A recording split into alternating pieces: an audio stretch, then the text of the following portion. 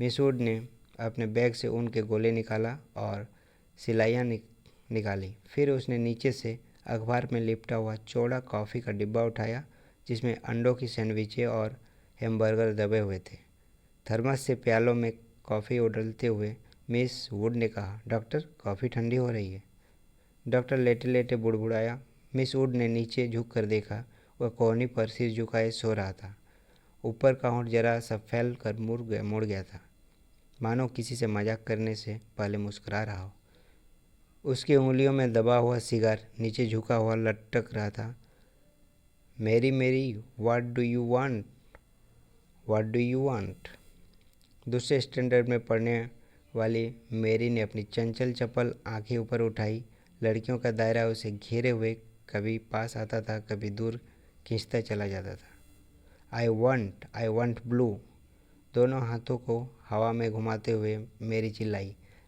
दायरा पानी की तरह टूट गया। सब लड़कियां एक दूसरे पर गिरती पड़ती किसी नीली वस्तु को छूने के लिए भाग दौड़ करने लगी। लंच समाप्त हो चुका था। लड़कियों के छोटे छोटे दल मीडोज में बिखर गए थे।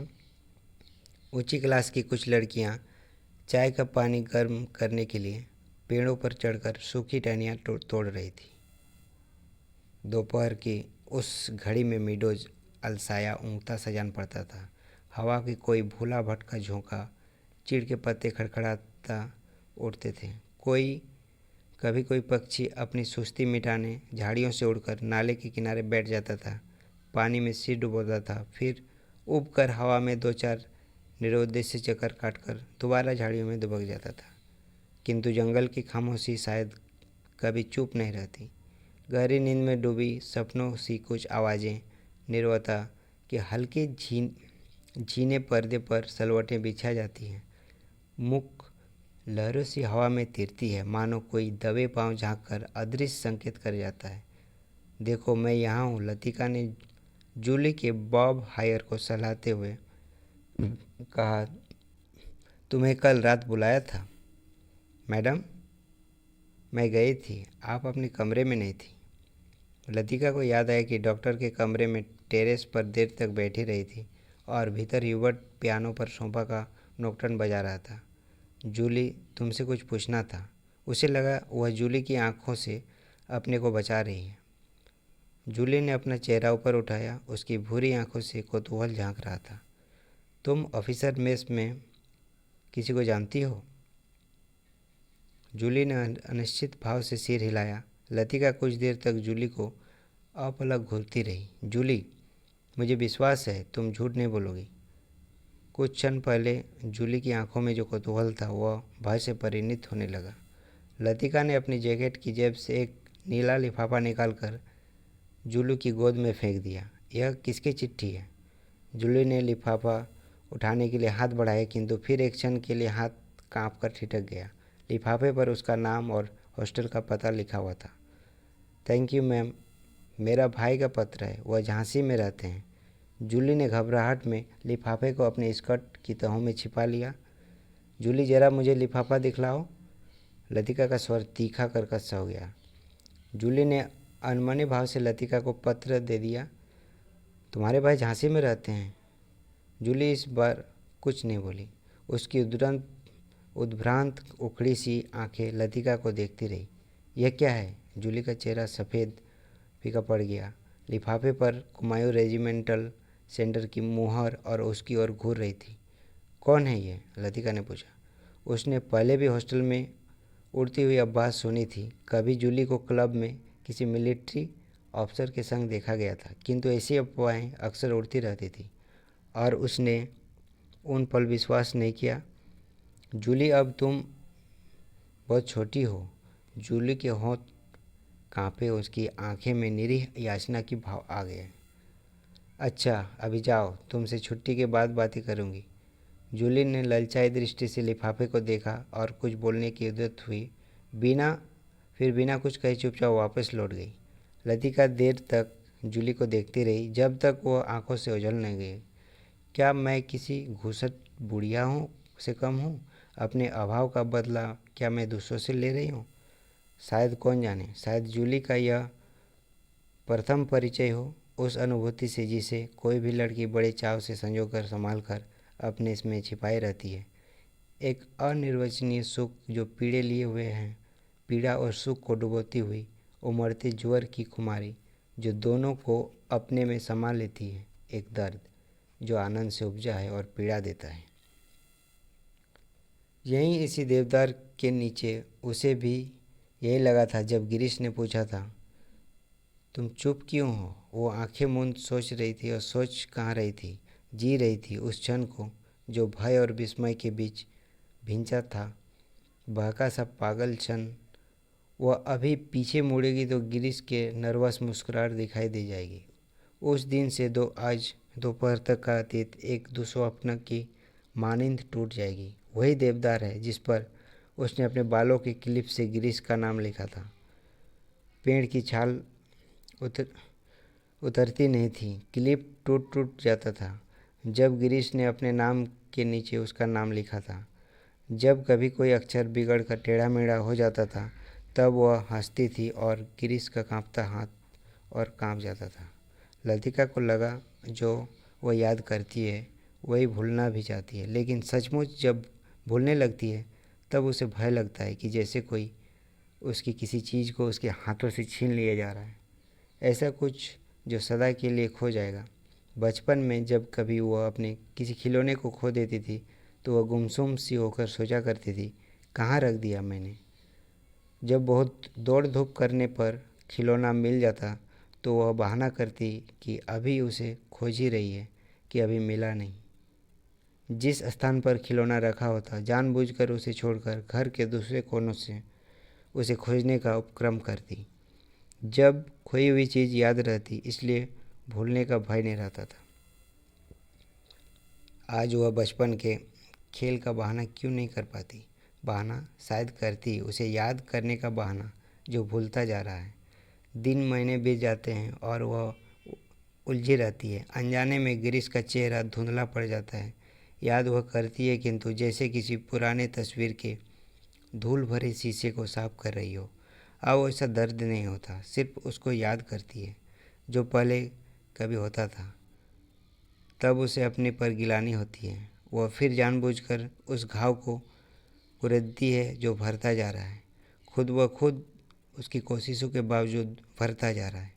देवदार पर खुदे हुए अडमिटे नाम लतिका की ओर निस्तब्ध निरी भाव से निहार रहे थे। मिडोज के घने सन्नाटे में नाले पार से खेलती हुई लड़कियों की आवाज़ गूंज जाती थी। What do you want, what do you want. तितलियाँ, झिंगुर, जुगनू मिडोज पर उतरती हुई सांझ की छायाओं में पता नहीं चलता कौन आवाज़ किसका है। दोपहर के समय जिन आवाज़ों को अलग अलग पहचाना जा सकता था अब वह एक स्वरता की अविरल धारा में घुल गई थी। घास से अपने पैरों को पोंछता हुआ कोई रेंग रहा है। झाड़ियों के झुरमुट से पैरों को फड़फड़ाता हुआ झपट कर कोई ऊपर से उड़ जाता है, किंतु ऊपर देखो तो कहीं कुछ भी नहीं है। मेडोज के झरने का गड़गड़ाता स्वर जैसे अंधेरी सुरंग में झपाटे से ट्रेन गुजर गई हो और देर तक उसमें सीटियां और पहियों की चित्कार गूंजती रही हो। पिकनिक कुछ देर तक और चलती किंतु बादलों की तरह एक दूसरे पर चढ़ती जा रही थी। पिकनिक का सामान बटोरा जाने लगा। मिडोज के चारों ओर बिखरी हुई लड़कियां मिस वुड के इर्द गिर्द जमा होने लगी। अपने संग वो अजीब व गरीब चीज़ें बटोर लाई थी। कोई किसी पक्षी के टूटे हुए पंख के बालों में लगाए हुए थी, किसी ने पेड़ की टहनी को चाकू से छीलकर छोटी सी बेंत बना ली थी। ऊंची क्लास की कुछ लड़कियों ने अपने अपने रुमालों में नाले से पकड़ी हुई छोटी छोटी बालिश्त भर की मछलियों के दबा रखा था। उन्हें मिस वुड से छिपाकर वे एक दूसरे को दिखा रही थी। मिस वुड लड़कियों की टोली के संग आगे निकल गई। मिडोज से पक्की सड़क तक 3-4 फर्लांग की चढ़ाई थी। लतिका हाँफने लगी। डॉक्टर मुखर्जी सबसे पीछे आ रहे थे। लतिका के पास पहुंचकर वह ठिठक गए। डॉक्टर ने दोनों घुटनों को जमीन पर टेकते हुए सिर झुकाकर एलिजाबेथ जुगिन अंग्रेजी में कहा, मैडम आप इतनी परेशान क्यों नजर आ रही हैं। डॉक्टर का नाटकीय मुद्रा को देखकर लतिका के होंठों पर एक थकी सी ढीली ढीली मुस्कुराहट बिखर गई। प्यार के मारे गला सूख रहा है और यह चढ़ाई है कि ख़त्म होने में नहीं आती। डॉक्टर ने अपने कंधे पर लटकते हुए थर्मस को उतारकर लतिका के हाथों में देते हुए कहा, थोड़ी सी कॉफ़ी बची है, शायद कुछ मदद कर सकें। पिकनिक में तुम कहाँ रह गए? डॉक्टर कहीं दिखाई नहीं दिए। दोपहर भर सोता रहा मिस वुड के संग। मेरा मतलब मिस वुड पास बैठी थी। मुझे लगता है मिस वुड मुझसे मोहब्बत करती हैं। कोई भी मजाक करते समय डॉक्टर अपने मूँछों के कोनों को चबाने लगता है। क्या कहती थी? लतिका ने थर्मस से कॉफ़ी को मुंह में उड़ेल लिया। शायद कुछ कहती, लेकिन बदकिस्मती से बीच में ही मुझे नींद आ गई। मेरी ज़िंदगी के कुछ खूबसूरत प्रेम प्रसंग कमबख्त इस नींद के कारण अधूरे रह गए हैं। और इस दौरान मैं जब दोनों बातें कर रहे थे, उनके पीछे मीडोज और मोटर रोड के संग चढ़ती हुई चीड़ और बांस के वृक्षों की कतारें सांझ के घिरते अंधेरे में डूबने लगी। मानो प्रार्थना करते हुए उन्होंने चुपचाप अपने सिर नीचे झुका लिया हो। इन्हीं पेड़ों के ऊपर बादलों में गिरजे का क्रॉस कहीं उलझा पड़ा था। उसके नीचे पहाड़ों की ढलान पर बिछे हुए खेत भागती हुई गिलहरियों से लग रहे थे, जो मानो किसी की टो पर स्तब्ध ठिठक गई हो। डॉक्टर, मिस्टर ह्यूबर्ट पिकनिक पर नहीं आए? डॉक्टर मुखर्जी टॉर्च जलाकर लतिका के आगे आगे चल रहे थे। मैंने उन्हें मना कर दिया था। किस लिए? अंधेरे में पैरों के नीचे दबे हुए पत्तों की चरपनाहट के अतिरिक्त कुछ सुनाई नहीं देता था। डॉक्टर मुखर्जी ने धीरे से खांसा। पिछले कुछ दिनों से मुझे संदेह होता जा रहा है कि ह्यूबर्ट की छाती का दर्द शायद मामूली दर्द नहीं है। डॉक्टर थोड़ा सा हंसा, जैसे उसे अपनी यह गंभीरता अरुचिकर लग रही हो। यह मेरा महज शक है, शायद मैं बिल्कुल गलत हूँ, किंतु यह बेहतर होगा कि वह अपने एक फेफड़े का एक्सरे करा ले। इससे कम से कम कोई भ्रांत तो नहीं रहेगा। आपने मिस्टर ह्यूबर्ट में इसके बारे में कुछ कहा है? अभी तक तो कुछ नहीं कहा। ह्यूबर्ट जरा सी बात पर चिंतित हो उठता है, इसलिए कभी साहस नहीं हो पाता। डॉक्टर को लगा उसके पीछे आते हुए लतिका के पैरों का स्वर सहसा बंद हो गया है। उसने पीछे मुड़कर देखा। लतिका बीच सड़क पर अंधेरे में छाया सी चुपचाप निश्चल खड़ी है। डॉक्टर, लतिका का स्वर भर्राया हुआ था। क्या बात है मिस लतिका, आप रुक क्यों गई? डॉक्टर, क्या मिस्टर ह्यूबर्ट? डॉक्टर ने अपनी टॉर्च की मध्यमा रोशनी लतिका पर उठा दी। उसने देखा लतिका का चेहरा एकदम पीला पड़ गया है। मिस लतिका, क्या बात है? आप तो बहुत डरी सी जान पड़ती हैं। कुछ नहीं डॉक्टर, मुझे कुछ याद आ गया था। वे दोनों फिर चलने लगे थे। कुछ दूर जाने पर उनकी आंखें ऊपर उठ गई। पक्षियों का बेड़ा धूमिल आकाश में त्रिकोण बनाता हुआ पहाड़ों के पीछे की ओर आ रहा था। लतिका और डॉक्टर सिर उठाकर इन पक्षियों को देखते रहे। लतिका को याद आया, हर साल सर्दी की छुट्टियों से पहले ये परिंदे मैदानों की ओर उड़ते हैं। कुछ दिनों के लिए बीच इस पहाड़ी स्टेशन पर बसेरा करते हैं, प्रतीक्षा करते हैं बर्फ़ के दिनों की, जब वे नीचे अजनबी अनजाने देशों में उड़ जाएंगे। क्या वे सभी प्रतीक्षा कर रहे हैं? वह डॉक्टर मुखर्जी, मिस्टर ह्यूबर्ट, लेकिन कहाँ के लिए? हम कहाँ जाएंगे? किंतु इसका कोई उत्तर नहीं मिला। उस अंधेरे में मिडोज के झरने के भूतेले स्वर और चिड़ के पत्तों की सरसराहट के अतिरिक्त कुछ सुनाई नहीं देता था। लतिका हड़बड़ाकर चौंक गई। अपनी छड़ी पर झुका हुआ डॉक्टर धीरे धीरे सीटी बजा रहा था। मिस लतिका, जल्दी कीजिए, बारिश शुरू होने वाली है। हॉस्टल पहुंचते पहुंचते बिजली चमकने लगी थी, किंतु उस रात बारिश देर तक नहीं हुई। बादल बरसने भी नहीं पाते कि हवा के थपेड़ों से धकेल दिए जाते थे। दूसरे दिन तड़के ही बस पकड़नी थी, इसलिए डिनर के बाद लड़कियां सोने के लिए अपने अपने कमरों में चली गईं। जब लतिका अपने कमरों में गई तो उस समय कुमायूं रेजिमेंट सेंटर का बिगुल जब थका था। उसके कमरे में करीमुद्दीन कोई पहाड़ी धुन गुनगुनाता हुआ लैंप में गैस पंप कर रहा था। लतिका उन्हीं कमरों में किए को दोहरा करके लेट गई। करीमुद्दीन ने उड़ती हुई निगाह से लतिका को देखा, फिर अपने काम में जुट गया। पिकनिक कैसी रही मैम साहब? तुम क्यों नहीं आए? सब लड़कियां तुम्हें पूछ रही थी। लतिका को लगा दिन भर की थकान धीरे धीरे उसके शरीर की पसलियों पर चिपटती जा रही है। अनायास उसकी आंखें नींद के बोझ से झपकने लगी। मैं चला आता तो ह्यूबर्ट साहब की तीमारदारी कौन करता। दिन भर उनके बिस्तर से सटा हुआ बैठा रहा और अब वह गायब हो गए हैं। लतिका की अंधमुंदी आंखें खुल गई। क्या ह्यूबर्ट साहब अपने कमरे में नहीं हैं? खुदा जाने इस हालत में कहाँ भटक रहे हैं। पानी गर्म करने कुछ देर बाद बाहर गया था। वापस आने पर देखता हूँ कि कमरा खाली पड़ा है। करीमुद्दीन बड़बड़ाता हुआ बाहर चला गया। लतिका ने लेटे लेटे पलंग के नीचे चप्पलों को पैर से उतार दिया। ह्यूबर्ट इतनी रात कहाँ गए? किंतु लतिका की आंखें फिर झपक गई। दिन भर की थकान ने सब परेशानियां प्रश्नों को कुंजी लगा दी। मानो दिन भर आँख मिचौने खेलते हुए उसने अपने कमरे में दया खो छू लिया था। अब वह सुरक्षित थी। कमरे की चारदीवारी के भीतर उसे कोई नहीं पकड़ सकता। दिन के उजाले में वह गवाह थी, मुजरिम थी। हर चीज़ का उसका तकाजा था। अब इस अकेलेपन में कोई गिला नहीं, उलाहना नहीं, सब खींचातानी खत्म हो गई। जो अपना है वह बिल्कुल अपना सा हो गया है। जो अपना नहीं उसका दुख नहीं, अपनाने की फुर्सत नहीं। लतिका ने दीवार की ओर मुंह घुमा लिया। लैंप के फीके आलोक में हवा में कांपते पर्दों की छायाएं हिल रही थी। बिजली कड़कने से खिड़कियां के शीशे चमक जाते थे। दरवाजे चटकने लगते थे, जैसे कोई बाहर से धीमे धीमे खटखटा रहा हो। कॉरिडोर से अपने अपने कमरों में जाती हुई लड़कियां की हंसी, बातों के कुछ शब्द, फिर सब शांत हो गया।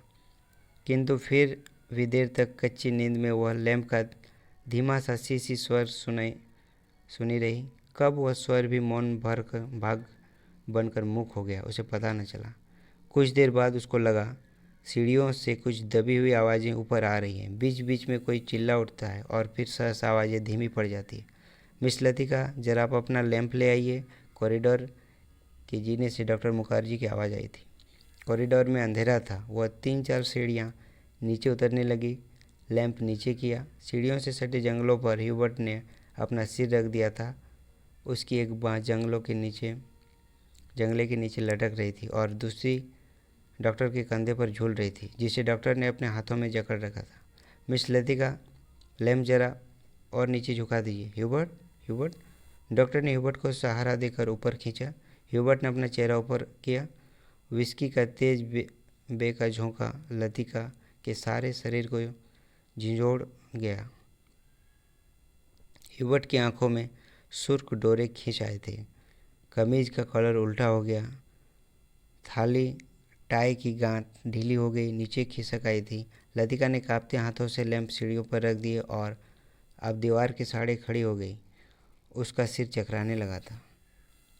इन a back lane of cities there is a girl who loves me.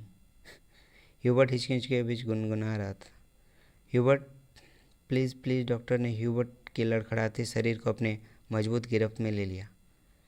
Miss Latika, आप लैंप लेकर आगे चलिए। लतिका ने लैंप उठाया। दीवार पर उन तीनों की छायाएं डगमगाने लगी।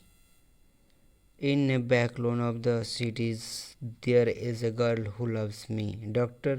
ह्यूबर्ट डॉक्टर मुखर्जी के कंधे पर सिर टिकाए अंधेरी सीढ़ियों पर उल्टे सीधे पैर रखता चढ़ रहा था।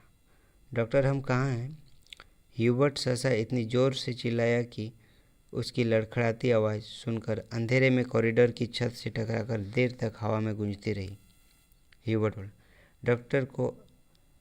डॉक्टर को एकदम ह्यूबर्ट पर गुस्सा आ गया। फिर अपने गुस्से पर ही उसे खींच सी आई और वो ह्यूबर्ट को पीठ थपथपाने लगा। कुछ बात नहीं ह्यूबर्ट डियर, तुम सिर्फ थक गए हो। ह्यूबर्ट ने अपनी आंखें डॉक्टर पर गड़ा दी। उनमें से एक भयभीत बच्चे की सी कातरता झलक रही थी, मानो डॉक्टर के चेहरे से वह किसी प्रश्न का उत्तर पा लेना चाहता हो। ह्यूबर्ट के कमरे में पहुंचकर डॉक्टर ने उसे बिस्तर पर लिटा दिया। ह्यूबर्ट ने बिना किसी विरोध के चुपचाप जूते मुझे उतरवा दिए। जब डॉक्टर ह्यूबर्ट की टाई उतारने लगा तो ह्यूबर्ट अपनी कोहनी के सहारे उठा और कुछ देर तक डॉक्टर की आंखें फाड़ते हुए घूरता रहा है। फिर वह धीरे से उसका हाथ पकड़ लिया। डॉक्टर, क्या मैं मर जाऊंगा? कैसी बात करते हो ह्यूबर्ट? डॉक्टर ने हाथ छुड़ाकर धीरे से ह्यूबर्ट का सिर तकिए पर टिका दिया। Good night doctor. ह्यूबर्ट ने करवट बदल ली। Good night mister Hubert. Latika का स्वर सिहर गया, किंतु ह्यूबर्ट ने कोई उत्तर नहीं दिया। करवट बदलते ही उसे नींद आ गई थी। कॉरिडोर में वापस जाकर डॉक्टर मुखर्जी रेलिंग के सामने खड़े हो गए। हवा के तेज झोंकों से आकाश में फैले बादलों की परतें जब कभी इकट्ठी हो जाती तब उनके पीछे से चांदनी बुझती हुई आग के धुएं सी आसपास की पहाड़ियों पर फैल जाती थी। आपको मिस्टर ह्यूबर्ट कहाँ मिले? लतिका कॉरिडोर के दूसरे कोने में रेलिंग पर झुकी हुई थी। क्लब के बार में उन्होंने देखा था। मैं न पहुंचता तो न जाने कब तक बैठे रहते। डॉक्टर मुखर्जी ने सिगरेट जलाई। उन्हें अभी एक दो मरीज के घर जाना था। कुछ देर तक उन्हें टाल देने के इरादे से कॉरिडोर में खड़े रहे। नीचे अपने क्वार्टर में बैठा करीमुद्दीन माउथ ऑर्गन पर कोई पुरानी फिल्मी धुन बजा रहा था। आज दिन भर बादल छाए रहे लेकिन खुलकर बारिश नहीं हुई। क्रिसमस तक शायद मौसम ऐसा ही रहेगा। कुछ देर तक दोनों चुपचाप खड़े रहे। कॉन्वेंट स्कूल के बाहर फैले लॉन से झिंगरों का अनुरत स्वर चारों ओर फैली निस्तब्धता को और भी अधिक घना बना रहा था। कभी कभी ऊपर मोटर रोड पर किसी कुत्ते की रिरियाहट सुनाई पड़ जाती थी। डॉक्टर, कल रात आपने मिस्टर ह्यूबर्ट से कुछ कहा था मेरे बारे में? वही जो सब लोग जानते हैं और ह्यूबर्ट जिसे जानना चाहिए था नहीं जानता था। डॉक्टर ने लतिका की ओर देखा। वह जड़वत अविचलित रेलिंग पर झुकी हुई थी। वैसे हम सबकी अपनी अपनी जिद होती है। कोई छोड़ देता है और कोई आखिर तक उससे चिपके रहता है। डॉक्टर मुखर्जी अंधेरे में मुस्कुराए। उनकी मुस्कुराहट में सूखा सा विरक्ति का भाव था। कभी कभी मैं सोचता हूँ मिस लतिका, किस चीज़ को न जानना यदि गलत है तो जानबूझकर न भूल पाना, हमेशा जोंक की तरह उसे चिपटे रहना भी गलत है। बर्मा से आते हुए मेरी पत्नी की मृत्यु हुई थी। मुझे अपनी ज़िंदगी बेकार सी लग रही थी। आज इस बात को अरसा गुजर गया और जैसे आप देखती हैं मैं जी थका हूँ। उम्मीद है कि काफ़ी अरसा और जीऊँगा। ज़िंदगी काफ़ी दिलचस्प लगती है और यदि उम्र की मजबूरी न होती तो शायद मैं दूसरी शादी करने में भी न हिचकिचाता। इसके बावजूद कौन कह सकता है कि मैं अपनी पत्नी से प्रेम नहीं करता था? आज भी करता हूँ। लेकिन डॉक्टर, लतिका का गला रूंध आया था। क्या मिस लतिका? डॉक्टर, सब कुछ होने के बावजूद वह क्या चीज़ है जो हमें चलाई चलती है? हम रुकते हैं तो भी अपनी रेलों में हमें घसीट ले जाता है। लतिका को लगा वह जो कहना चाह रही है कह नहीं पा रही है। जैसे अंधेरे में कुछ खो गया है जो मिल नहीं पा रहा है, शायद कभी नहीं पाएगा। यह तो आपको फादर एलमंड ही बता सकेंगे मिस लतिका। डॉक्टर की खोखली हंसी में उनका पुराना सनकीपन उभर आया था। अच्छा, चलता हूँ मिस लतिका, मुझे काफ़ी देर हो गई है। डॉक्टर ने दिया सलाई जलाकर घड़ी को देखा। Good night miss Latika. Good night doctor. Doctor के जाने पर लतिका कुछ देर अंधेरे में रेलिंग से सटी हुई खड़ी रही। हवा चलने से कॉरिडोर में जमा हुआ कोहरा सिहर उठता था। शाम को सामान बांधते हुए लड़कियों ने अपने अपने कमरे के सामने जो पुरानी कॉपियाँ, अखबारों और रद्दी के ढेर लगा दिए थे, वे सब अब अंधेरे कॉरिडोर में हवा के झोंकों से इधर उधर बिखरने लगे थे।